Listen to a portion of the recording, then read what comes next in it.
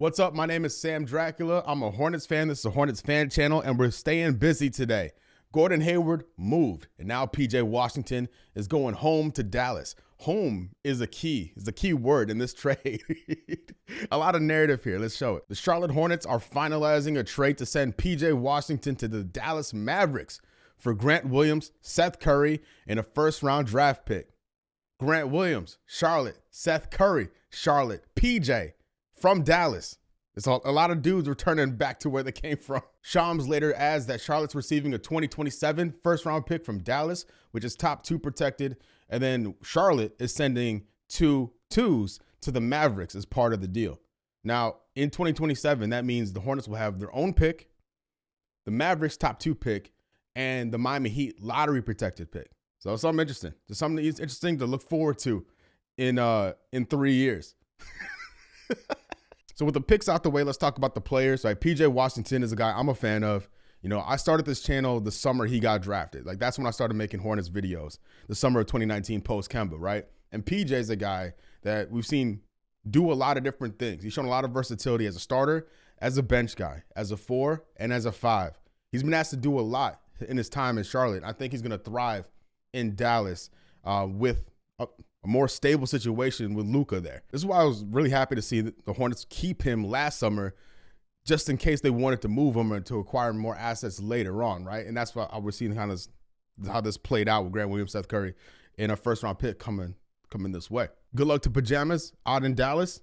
And now let's talk about Grant Williams, a guy who I'm not too excited about coming this way. Can't lie. Seth Curry, I'm very excited about. Assuming, of course, these guys play for Charlotte, right? That could be moved in another deal. There's still time left before the deadline closes, right?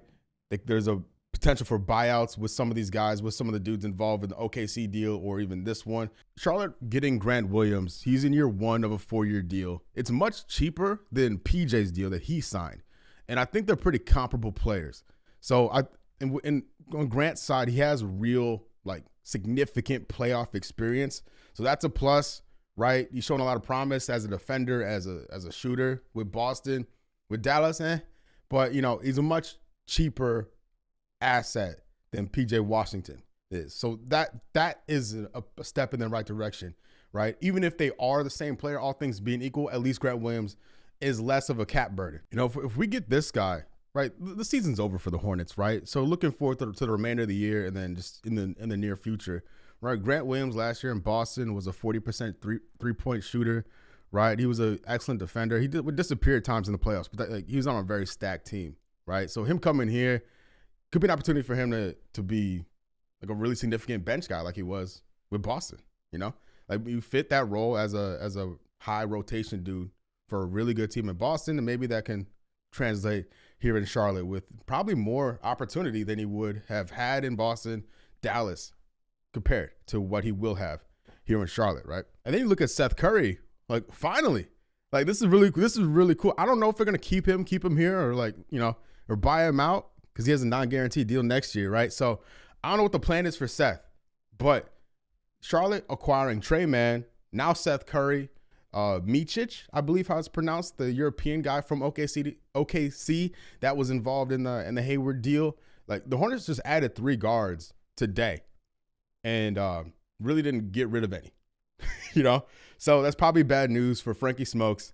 Probably means fewer minutes for Nick Smith Jr., assuming all these guards come in and are involved.